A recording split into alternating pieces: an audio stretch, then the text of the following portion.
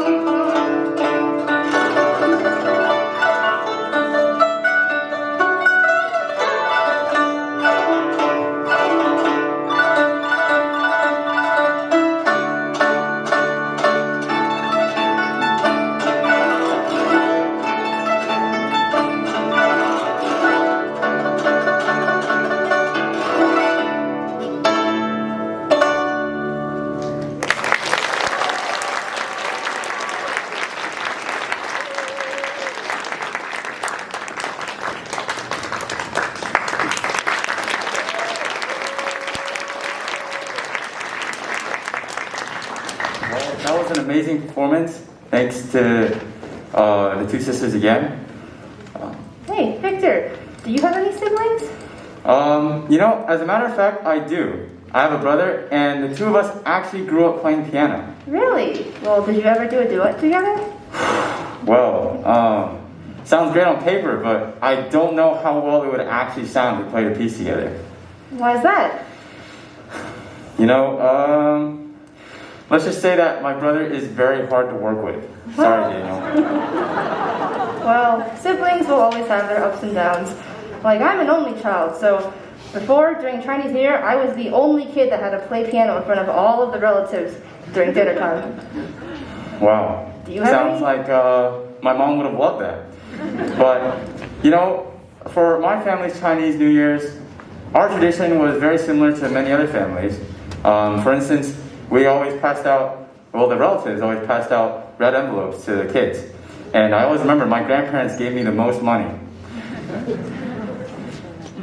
But, you know, my parents then found out how much they actually gave, so they had to tell them to give me less. Really? They told them to give you less? Yeah, I was a bit mad about that, but spirit of the holidays, right? Yes. Well, actually, we also had red packets, but I had to play piano to get them, so... Wow, something else my mom would have taken note of. Well, anyways, our next program is actually another piano performance. So let's give a warm welcome to Eleanor, playing a very interesting combination of Beethoven and Strauss, a medley of Beethoven and Radetzky March.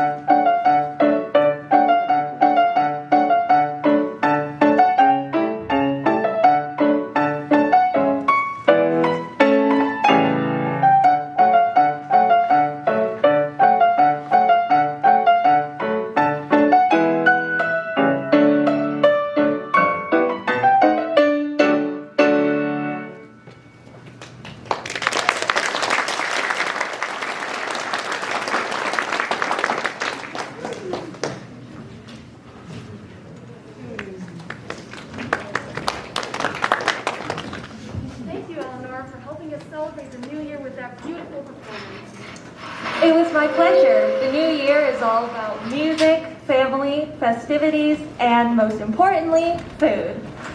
Food. What's your favorite dish? Wait, no, don't answer that. That's such a loaded question. There's too many. The special food that's served on New Year's always brings me joy and nostalgia. One of my personal favorites is hot pot, otherwise known in Chinese as hogor. It's too bad we couldn't celebrate Bridge Night with food like we usually do. Well, so we don't feel too left out, I've actually prepared a few slides with pictures of New Year's food so we can be provided with a sense of comfort. Who's ready to get hungry? First off, we have jiao wanzi, or deep fried meatball, and it symbolizes this happy family reunion. Next, we have qian yangxi, and this is a whole lamb As you see, we have all these very nice fancy shaped dishes, and this represents luck and fortune. Here we have Li Yu, and this is a kind of carp fish, and it symbolizes prosperity in the new year. Who can guess what this is? Wait, don't tell me I know this. Tiramisu! Well, close. This is actually niangao, and this is a very popular Chinese dessert. It's like this glutinous rice flour cake, and it means that you'll do better and higher in the new year. Here we have jiaozi, which I'm sure many of us have had at many points in our lives, just dumplings, but they symbolize good fortune. Here we have niurou, again, super common meat, it's beef, and it means that you are super cool and fantastic. Here we have kao qianji, and this is a grilled whole chicken, and it means good fortune and great profit. And last, but certainly not least, we have hua kai fu gui xia, which is a shrimp-based dish, and it means that you'll be prosperous and thrive in the new year. And that concludes my presentation. Thank you so much.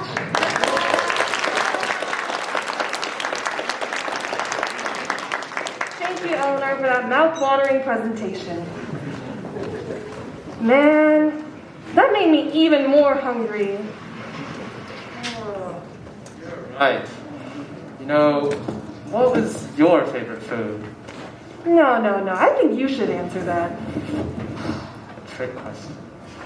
I think that the dumplings just look the best. The dumplings? What? Wait, how? Okay, first of all, they're weird looking. They have a weird aftertaste. And when you bring them to school, they stink up your whole bag. What are you even talking about? Dumplings are iconic. We literally just saw a presentation on it. Come on, audience, are you fans of dumplings? Fine, I guess. All right. Then, with that, let's move on to our next guest, Amelia Korn, performing "You Exist in My Song," or "我的歌声里."